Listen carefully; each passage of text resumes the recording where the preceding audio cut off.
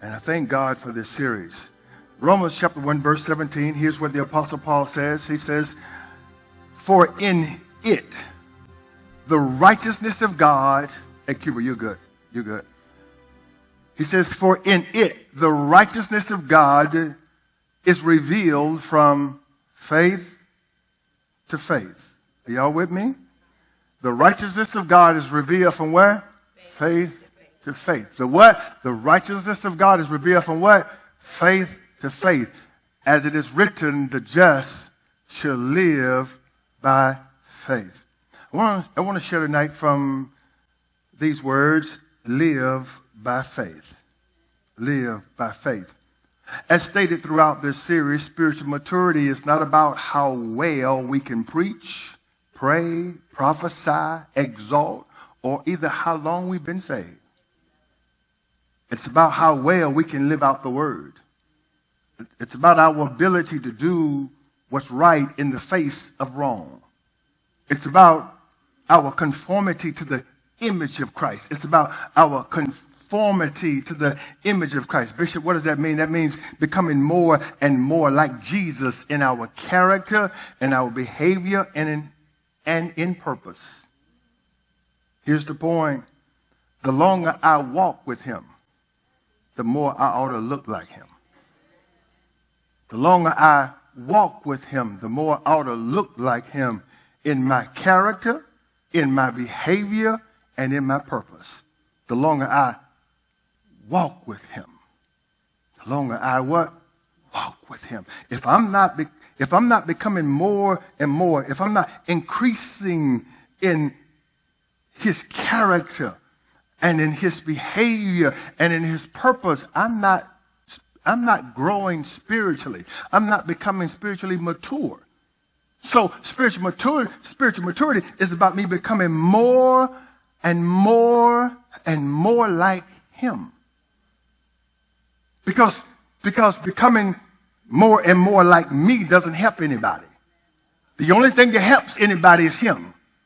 His character, his behavior, his purpose, that's the only thing that helps anybody. And as a matter of fact, that's our responsibility. We're supposed to lift him up. We're not supposed to lift us up. We're not supposed to lift what we think, what we feel, and all that. No, we're supposed to lift him up. He said, if I be lifted, I will draw all men. I have the power to draw men if you'll just lift me up. But how can we lift him up if we're not becoming like him? We can't. We must become like him. As we close this series out on tonight, I want to do a quick recap on the first 10 traits, distinguishing qualities, behavior, characteristics, attributes, or marks of spiritual maturity. I want to do a quick recap if I can. The first trait that we dealt with for the spiritual mature is holy dedication. It's holy dedication unto the Lord. Holy dedication has to do with one's whole life being centered around Jesus Christ. That is, Jesus being the primary focus and most important aspect of one's existence, dominating one's thoughts, actions, and decisions. Holy dedication, where you've given all of you to him. Not just the parts you want to give, not just the parts it's okay, but all of you to him. He dominates your thoughts. He controls your life. You've surrendered all of you to him. The second trait of the spiritually mature is the fact that they realize that God is their witness. Or better said, God is watching me. What does Paul mean by this statement? He meant that the spiritually mature believer lives in the reality, the truth, the spiritual awareness that God is always present. God is what? Always present, always watching them. When they're in trouble, when they're doing good, or when they're doing right, and when they're doing wrong, God is always watching me. Do you live with the reality that God is always watching you? And you still do what you do? You still act the way you act, and you still behave the way you behave, and you still sneak and do the things that you do, and you live in the reality that God is. The spiritually mature lives in the awareness that God is watching me. I have a responsibility to behave a certain way. God is watching me. David said, where can I go to get away from him? If I make my bed in hell, he's there. If I take the wings of the morning and fly to the furthest parts of the earth, he is there. Where can I go? God is everywhere. He's watching me. The spiritually mature lives with the reality that God is watching me. Yeah. The third trait of the spiritually mature is the fact that they have a serving spirit. They have what? They have a serving spirit. What does that mean? It means that the spiritually mature serve the Lord from their heart. They serve the Lord from their heart. Their service is real, genuine, or sincere. It is not motivated by titles, positions, accolades, or money. Their motive is pleasing the Lord. Their Lord and Master was a servant, and they themselves are a servant. If we don't like to serve, there's something wrong with our spirituality. Because as our Master was, so are we.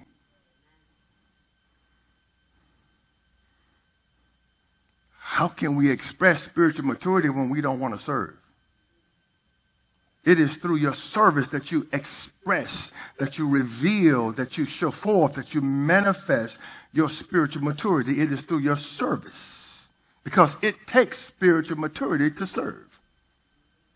It takes spiritual maturity to keep serving when you have to deal with imperfect people like yourself. It takes spiritual maturity to keep coming and keep doing, to keep coming and to keep doing, to keep coming and keep doing, to keep coming and keep doing, to keep coming and keep doing, to keep coming and keep doing, regardless of what happened, what's said, what's done, to keep coming and keep doing, to keep coming and keep doing, to keep coming and keep doing. Everybody can't do that. To keep coming and keep doing, to keep coming and keep doing, to keep coming and keep doing. That takes spiritual maturity. Because just as sure as you live, somebody going to say something or do something you don't like. And then what are you going to do then? To keep coming and keep doing. To keep coming and keep doing. I don't do this for you. I do it for him.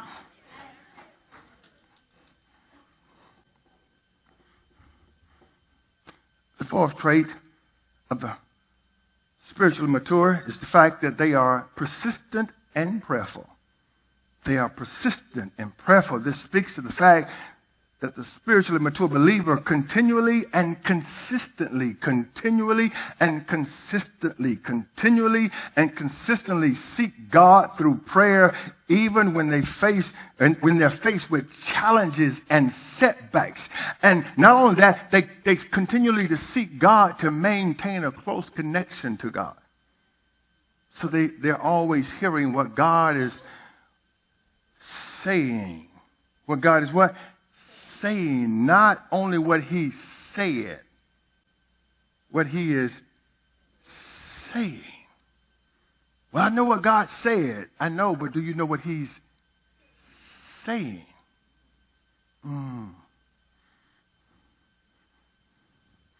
Well, God doesn't change. Okay. Well, God told the children of Israel, he said, I'm going to feed you. I'm going to feed you. But when it got to a certain place, he said, okay, now I'm going to stop feeding you, and now you got to go feed yourself. He said, I'm going to feed you. Now he's saying, you go feed yourself. I'm no longer going to rain down manna from heaven. I'm no longer going to send quail in the camp. You go get your own food. There's a time that God will speak so clearly to you when you're young in the Lord, because he wants you to make sure you get it.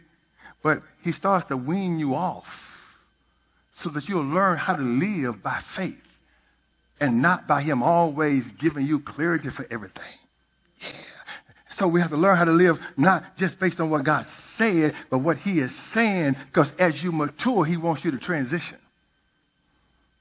He wants you to get off the bottle. The fifth trait of the spiritually mature Christian is that they have a whatever it takes spirit. Yeah, they have what, Bishop? A whatever it takes spirit. In other words, spiritually mature believers are willing to do whatever it takes to fulfill the work and the will of God. They don't pick and choose what they will or won't do when it comes to the work and will of God. They do whatever it takes. In other words, the spiritually mature believer gives God a blank check and tell God to fill in what you want to fill in, and I'll pay it. Fill in what you want to fill in and I'll pay it. Fill in what you want to fill in and I'll pay it. Why is it the spiritually mature believer gives God a blank check and say, fill in whatever you want to fill in and I'll pay it? Here it is, because they trust God and they know that whatever God puts in there, God knows that it's in them. God would never ask you to give what you can't give. He will always ask you to give what's in you, what you are capable of giving. That's why you can trust God, because God knows what you're capable of. And whenever God puts you somewhere or leads you somewhere, it's because he knows what's in you. And he's trying to get it out. He will never ask you for what you cannot give. The sixth trait of the spiritually mature Christian is that they seek to be a blessing. They do what, Bishop? They seek. They do what? They seek. They do what? They seek. They're always watching. Not just so they'll have something to say negatively, but they're watching so that they can be a blessing. They're watching. Yeah, I see them at the cash register and they're struggling to pay for their bill and looks like they're $10 short. I'm watching because I'm seeking to be a blessing. Do you seek to be a blessing? Or are you just only concerned about you and yours? Because you do know you reap what you... Yeah, the spiritually mature believer seeks to be a blessing. According to Romans chapter 1, verse 11 and 12, to seek to be a blessing means to help turn others firmly in the direction of Christ. Paul sought to be a blessing. He sought to turn others firmly in the direction of Christ, to help them become rooted and grounded in their faith, propping up those who were weak and strengthening those for the journey ahead. Paul sought to be a blessing. In other words, when you're spiritually mature, you sow. You do what? You sow. You do what? You sow your life into others for their benefit. Well, what about me? Whenever you sow, you're going to always reap. So the question you must ask yourself is, where am I sowing my life? Am I sowing my life into others? Or am I using my seed only for me? The seventh trait of the spiritually mature is that they live a fruitful life. They live a what? They live a fruitful life. A fruitful life is a life that is driven by divine purpose. It's a life that is driven. It is a life that is driven. It is a life that is driven. It is a life that is driven by divine purpose. It's not driven by money. It's not driven by prestige. It's not driven by titles. It's not driven by accolades. It is a life that is driven by divine purpose, because everything else is going to pass away. It is only what you do for Christ that will last. Only what you do for Christ will be able to go with you. Everything else you're going to have to leave here. It's not going to count. It's not going to count. Yeah. It's not going to count. Our houses don't impress God. Our cars don't impress God. Our jewelry doesn't impress God. Our clothes doesn't impress God. Our degrees doesn't impress God. The only thing that impresses God is what we do when it comes to his will.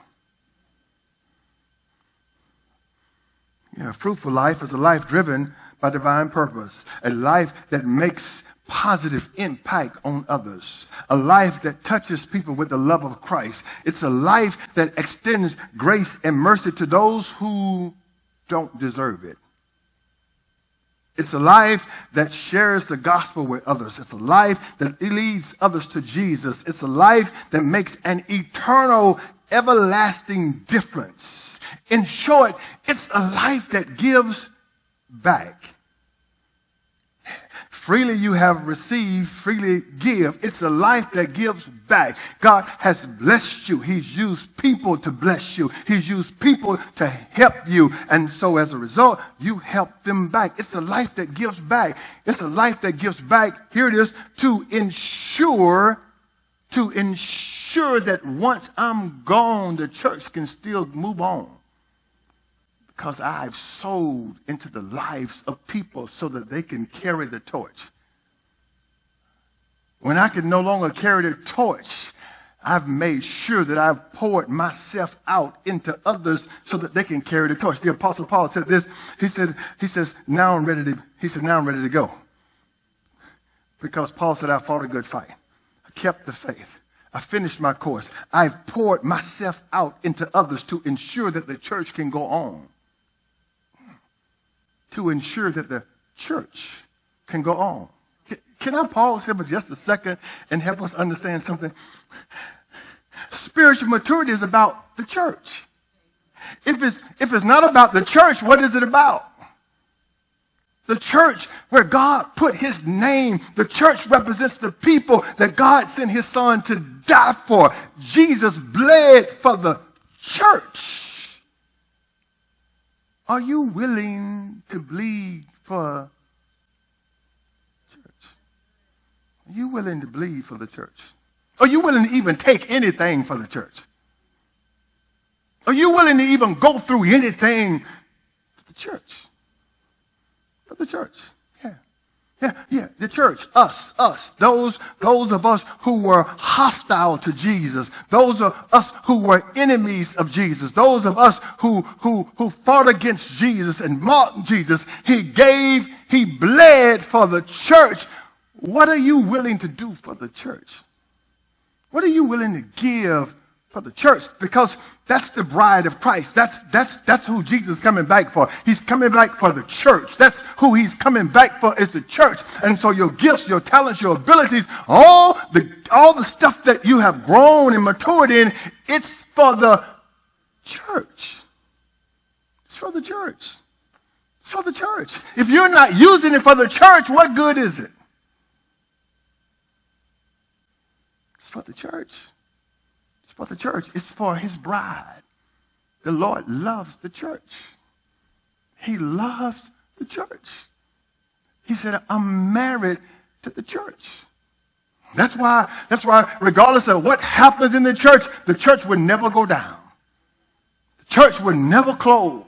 It would never shut down, no matter what happens. No, with all the scandal that has taken place in the church will always live because he's married to the church. He's put his name on the church. He's vowed that he will cover the church. Yeah. The only problem with the church, can I be honest? The only problem with the church is us. It's the only problem with the church, us. Yeah, us. Yeah. Us. Yeah, that's the only problem. The church in itself is perfect apart from us. When you bring us, that's when the problems start. Because we bring us with us.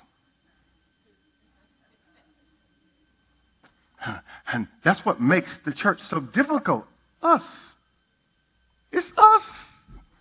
Come on, it's us. Yeah, it's us. But us is who he loves.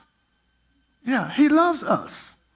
With all of our flaws, with all of our faults, with all the mistakes that we've made, with every time, all the falling we've done, he loves us. He loves himself from us.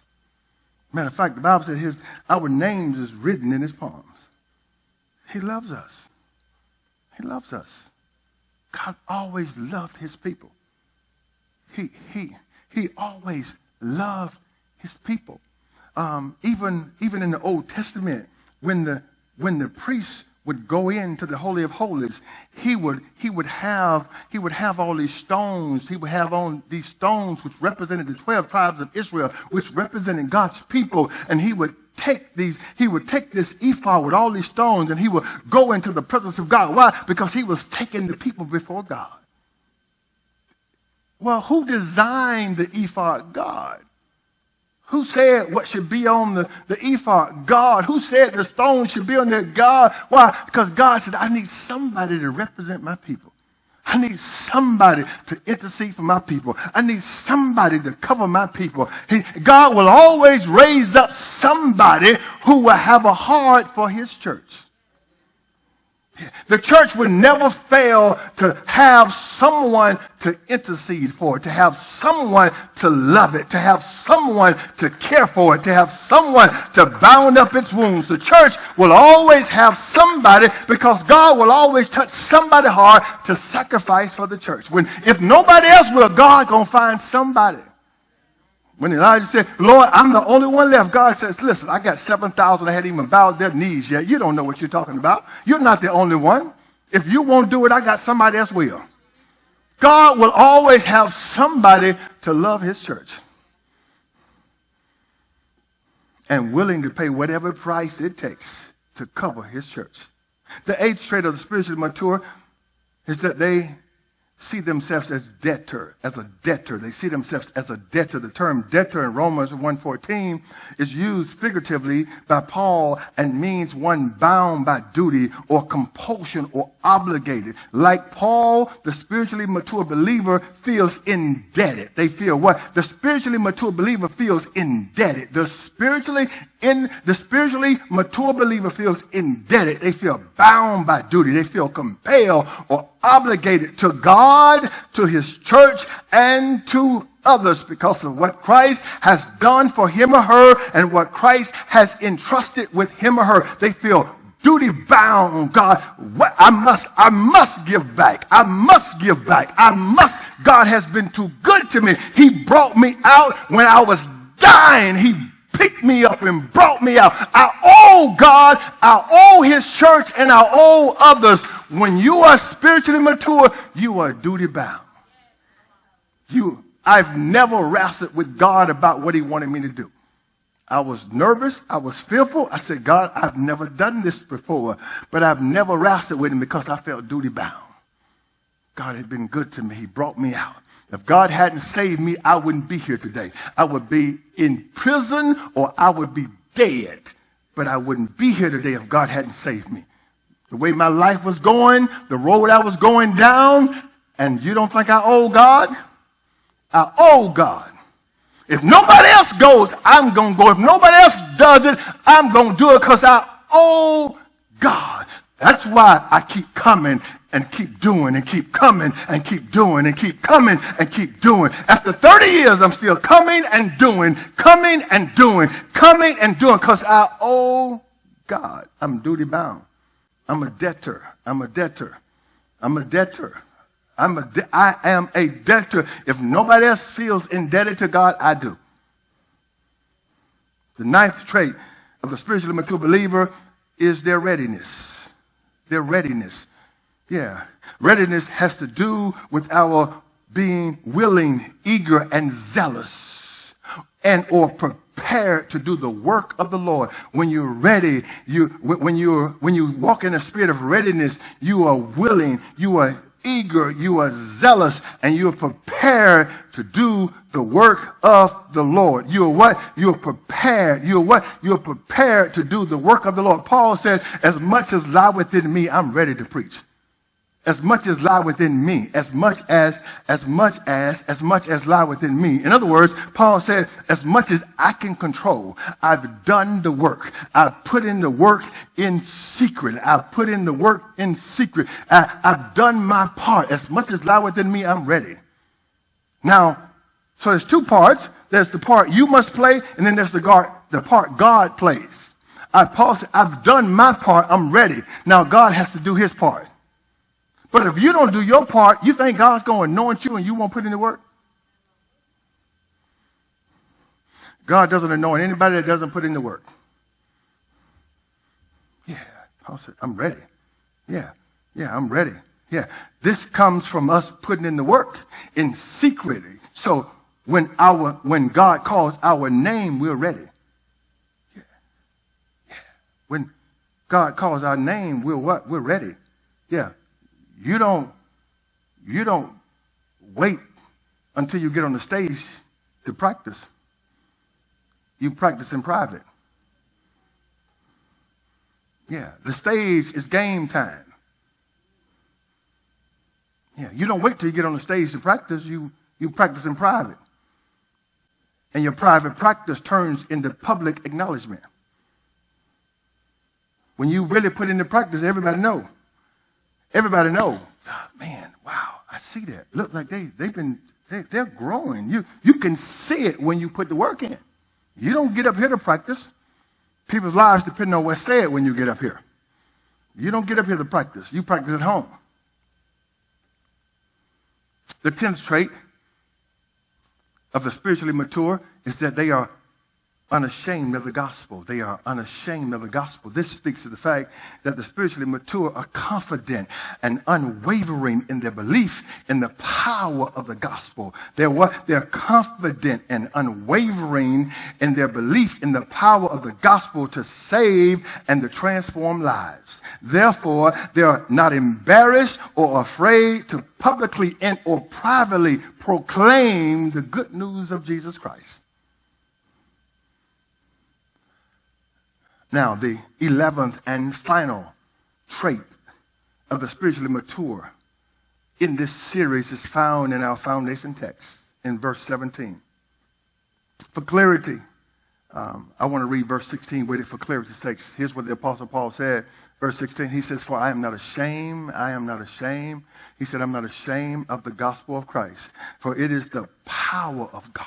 It is what? The power of God. It is the ability of God. It is the dunamis of God. Yeah, the ability of God. Here it is to salvation. Salvation, right? So the gospel is the means which people experience forgiveness, deliverance from bondage of sin, and reconciliation to God.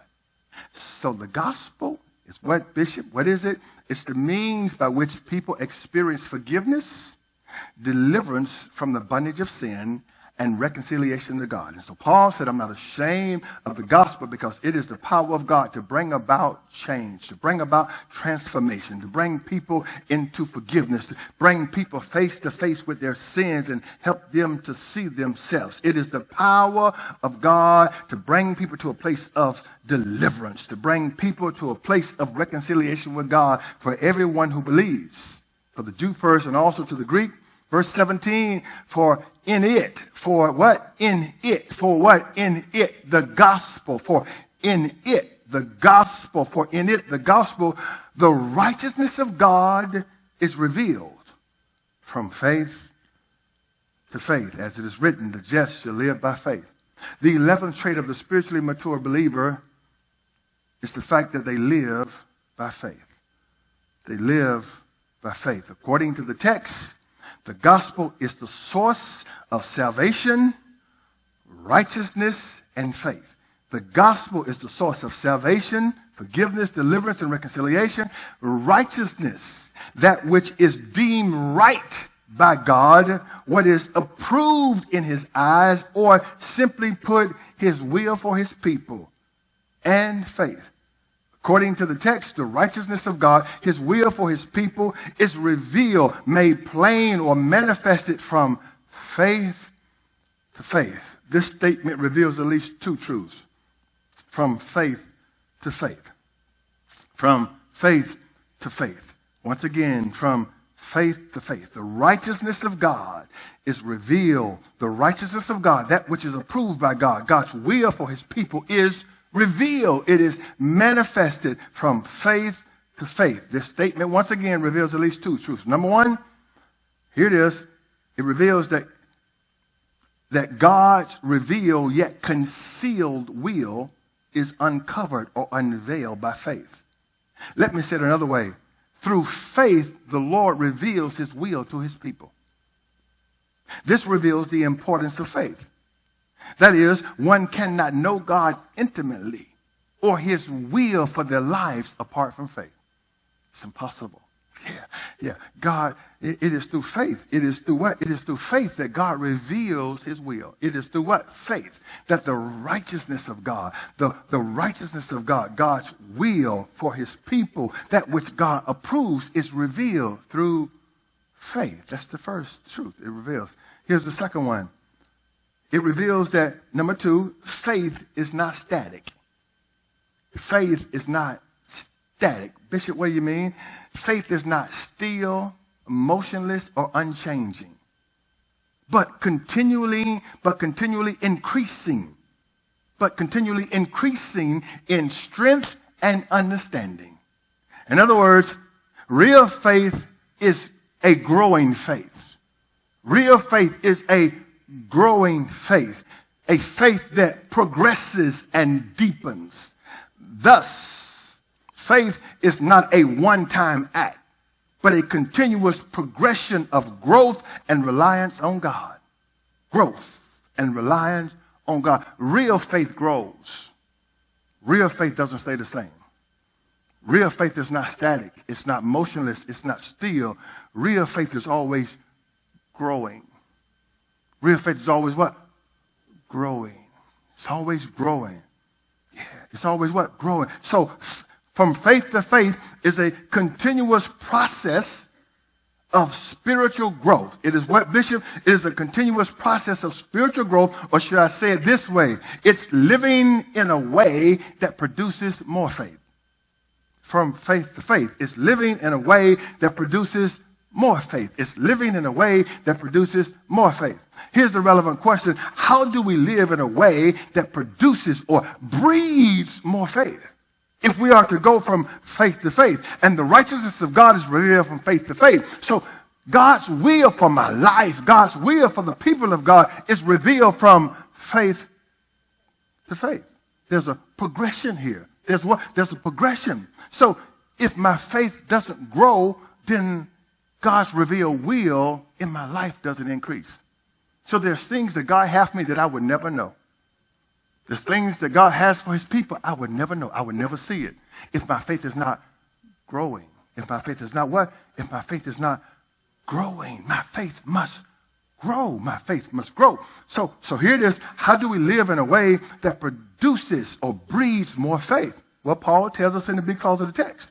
Here's what he says, as it is written. As it is written.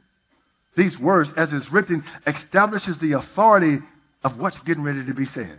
As it is written, here it is, the just shall live by faith. The just, the Christian, the believer shall, which is a command, live by what? Faith. So the answer to the question is this. We live, exist, or conduct our lives by faith. We live, we exist, or conduct our lives by faith. A life lived by faith produces or breeds more faith. Faith begets faith. Faith begets faith. Doubt begets doubt. Unbelief begets unbelief. Are y'all with me? Right? So, faith produces more faith. So, the spiritually mature live, exist, carry out their daily lives by faith. To understand what it means to live by faith, we must understand what faith is. So, faith is more than wishing. It's more than belief in God. It's more than wanting something to happen. It's more than sitting back, nodding our heads and saying amen. Faith is more than all of that. Right? Faith is, here it is, faith is conviction of the truth, reliance on the truth, and consistency in one's profession of the truth. Let me go back. Faith is conviction of the truth, right? Conviction. Conviction is an unshakable confidence of the truth. It is what? Conviction of the truth. The truth is the gospel, right? Right? It's reliance on the truth. Reliance means a dependency. I depend on the truth. I lean on the truth. Why? Because I depend on it for my life. And it's consistency in one's profession of the truth. Consistency, that is living in agreement with my declaration of the truth. I must live in agreement with it. If I declare that this is the truth, then I must live in agreement with it. Faith, I must do what? So faith is what? It's conviction, it's reliance, and it's consistency. It's conviction, it's reliance, and it's consistency. It's conviction. Because I have conviction, I rely on it. And then I'm consistent in it. Let me give you one more. Faith is the Lord's in-worked or in-birth persuasion through the gospel. It is where God works in you to persuade you through the gospel. He does what? He works in you to persuade you based on what the gospel says. It is the title deed. It is what? It is the title deed, the invisible proof or legal right of the believer to what the Lord leads them to hope for. God will give you faith as the legal deed, as the title deed. Like you have a title. If you paid off anything, you get a title. It's yours. This is yours. You paid for it. Well, God will give you faith as the title deed. This is yours. This is yours. He'll give you, God will work something in you to bring about conviction, right? And that conviction, that faith becomes a title deed to what God promised you, what he leads you to hope for. Now, you might have to walk through some stuff to get to it, but you can walk reading the title deed. Regardless of what I go through, here's what the Lord promised me. Here's what the Lord said to me. Here's what God told me is going to happen. I hold fast to the title deed. That's what faith is. When you have faith, you have the title deed to what God has led you to hope for. You have it.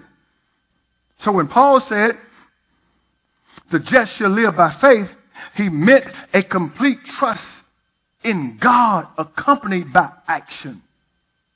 You can't have faith if you don't have actions. James said faith without works is what? He said, you show me your faith without your works, I'll show you my faith by my works. So you talking about you got faith, but you don't do nothing. Where's your faith when you don't do anything?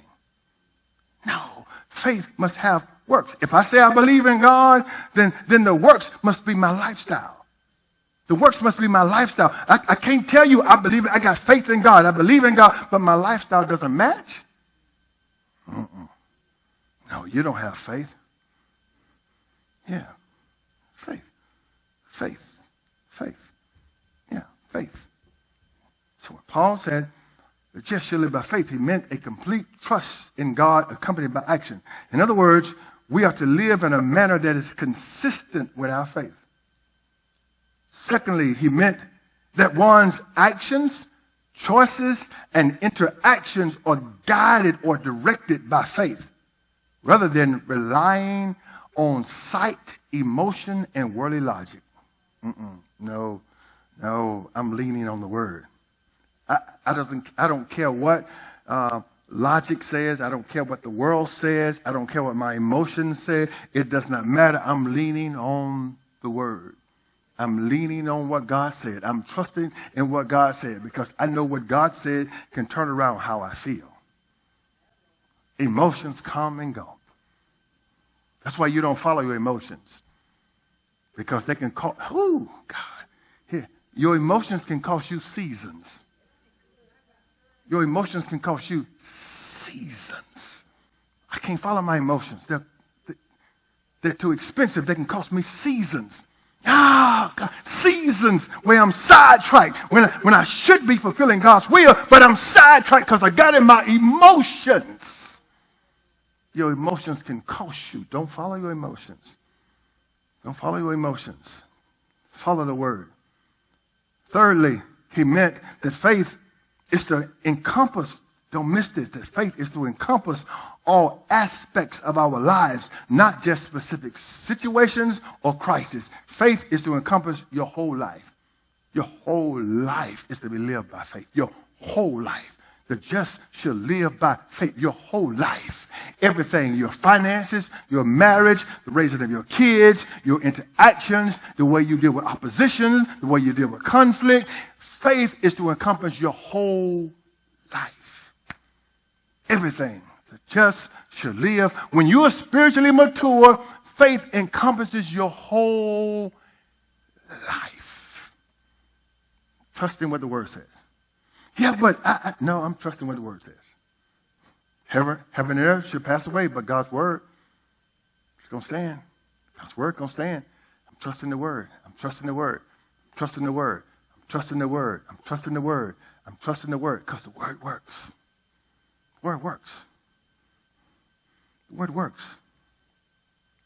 Lastly, he meant that faith is not only required for salvation, but also for living a life that is pleasing to God. You can't please God apart from faith.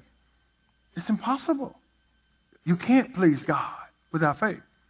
And here's the next thing where Paul wants us to get. That all those traits of spiritual maturity that I talked about, you can't do them apart from faith. It's impossible. Holy dedication, to give all your life to God, to live a fruitful life, to be a debtor, to have a serving spirit, to have a whatever it takes spirit. You can't do that apart from faith. It takes faith to do that. Where you give God a blank check and tell him to write in whatever he wants and you pay it with your life. It takes faith to do that. Yeah. The spiritually mature believer live by faith. Live by faith. Yeah. Faith will outlive and how I want to say it. Faith will outlive and faith will also accomplish more than education and money. Faith. Because faith can do what education and money cannot do. Faith can open doors that education and money can't open. Faith can bring peace where money and education can't bring peace. Faith can bring healing, deliverance. Faith can do what nothing else can do.